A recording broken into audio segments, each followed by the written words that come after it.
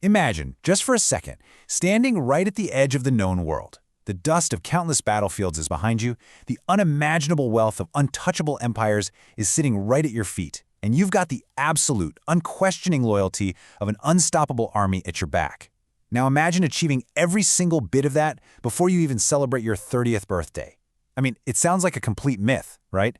But this isn't fiction. This is the unbelievable true story of the most successful military commander in human history. Welcome to this History Dominion Explainer, where we're going to unpack the epic life, the ruthless ambition, and the sheer tactical genius of Alexander the Great. So you have to wonder, how exactly did one man pull off the impossible? How did this young prince from a relatively small kingdom in northern Greece manage to forge a colossal empire? An empire that stretched all the way from the Mediterranean straight to the edges of India, covering over 20,000 miles. Well, to really understand the conqueror, we first have to understand the boy. Part 1. The Boy Who Would Rule, Macedonia's Ambitious Prince. Alexander's life accelerated at just this unbelievable pace. He was born in 356 BC in Pella, the capital of Macedonia, to King Philip II and Queen Olympias. And from day one, he was raised to believe he literally had the blood of gods flowing in his veins, that he was directly descended from legendary heroes like Achilles and Heracles. By the time he was 13, he wasn't just swinging a sword, he was being personally tutored by none other than the legendary Greek philosopher Aristotle. He was absorbing rhetoric, literature, science, the whole shebang. By 16, while his dad was away, Alexander was already stepping up as regent of Macedonia, ruthlessly crushing a rebellion by a Thracian tribe. But then, in 336 BC, everything flipped upside down. King Philip was assassinated. At just 20 years old, Alexander takes the throne, and he wasted absolutely no time.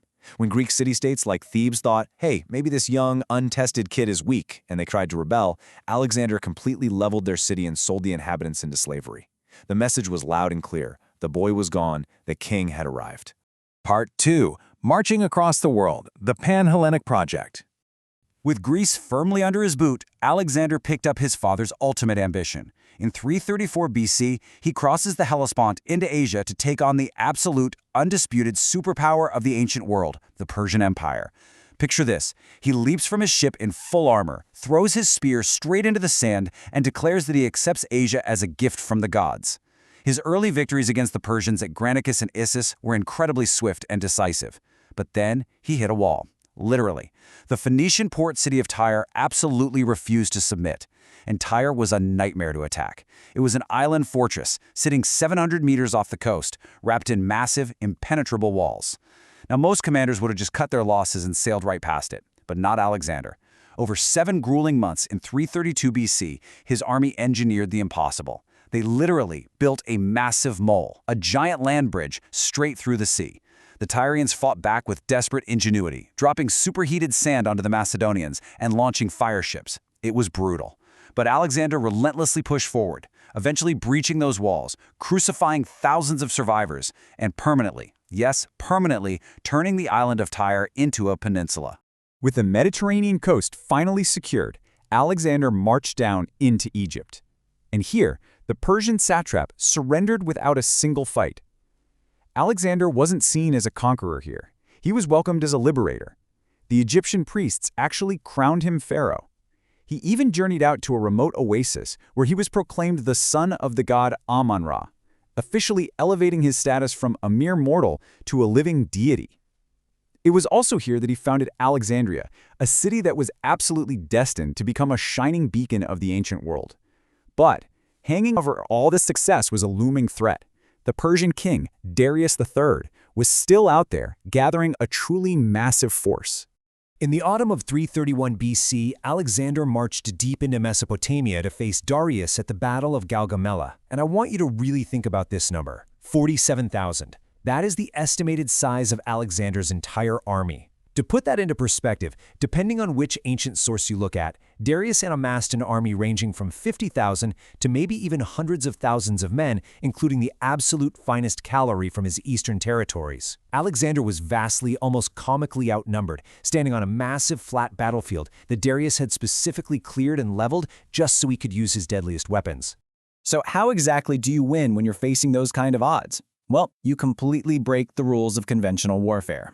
Darius kicked things off by unleashing his terrifying scythe chariots. These are chariots with literal spinning blades attached to the wheels. But Alexander's highly disciplined troops didn't panic. They simply opened their ranks, letting those deadly chariots pass right through harmlessly to be easily taken out in the rear. Then, Alexander executes this absolute tactical masterpiece. He personally leads his elite companion cavalry far out to the right flank. This brilliant move drew the Persian cavalry out, stretching and thinning their lines. And the second a gap opened up in the Persian center, Alexander formed his men into a massive wedge-shaped strike force and smashed directly into that weakened center, charging straight for King Darius himself. Terrified by this bold, relentless push, Darius broke and ran, and his massive empire completely collapsed right along with him.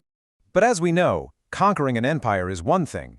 Actually keeping an army alive and fed across 20,000 miles is an entirely different beast. Part 3. The Secrets of Greatness. Tactics, Logistics, and Leadership.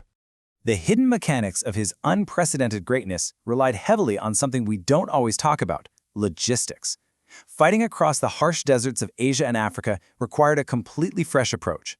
Alexander actually introduced desert camels to a supply train, replacing horses that were just drinking way too much of their precious water. And rather than blindly marching his huge army into hostile, unknown territory, he sent diplomats far ahead to secure surrenders and lock down food supplies early. If a specific region resisted, he wouldn't risk starving his entire force. Instead, he kept his main, fully stocked army safely back while he personally led small, lightning-fast elite strike teams to go in and secure the region. It was an absolute masterclass in risk management and forward planning. But absolute power usually comes at a pretty severe cost. As Alexander sat on the throne of the Persian King of Kings, something in him shifted. He really became a victim of hubris, that excessive arrogance and pride born from unbroken victories, absolute power, and his new unchallenged divine status. He started adopting Persian customs, wearing Eastern clothes, and even demanding the Eastern ceremonial traditions where people had to physically bow down to the king. His fiercely loyal Macedonian officers, who had always viewed him as a first among equals, were deeply alienated by this. To them, he was acting less and less like their brother-in-arms and more like the very barbarian tyrants they had just sworn to defeat. Part 4. The Cost of Ambition. The Edge of the Known World. Despite this growing resentment bubbling up within his ranks, Alexander's ambition was just this relentless fire. By 326 BC, an exhausted but driven Alexander had pushed his army into the brutal, completely uncharted terrain of India. At the Battle of the Hydaspes, he faced off against the Indian king Porus. But Porus brought an absolute nightmare to the battlefield: 100 massive war elephants. Alexander's horses were completely terrified. These giant beasts charged straight into the Macedonian ranks, crushing men underfoot and literally shattering their famously unbreakable phalanx formation. The chaos was absolute. But once again, Alexander's men managed to adapt. They realized they couldn't fight the beasts head-on, so they targeted the Mahats, the riders, and slashed at the elephants' legs. It was an absolute bloodbath. But Alexander's cavalry finally outmaneuvered the enemy, securing a grueling, exhausting victory. When the wounded King Porus was finally captured and brought forward, Alexander approached him, deeply impressed by his sheer bravery. Alexander asked him how he wished to be treated. Porus looked the world's greatest conqueror right in the eye and simply said, "Treat me as a king should be treated." Alexander, incredibly moved by this profound display of dignity, didn't just spare Porus, he actually restored him to his throne and even expanded his territory. But this epic victory at the Hydaspes would end up being his last great eastward push, because his army was broken. Not by an enemy sword, but by pure exhaustion, tropical diseases, and just a desperate, overwhelming homesickness. They had been marching and fighting for a decade, and they refused to go a single step further into India. Alexander the Great, a man who had literally never lost a single battle, was finally defeated by the physical and emotional limits of his own men.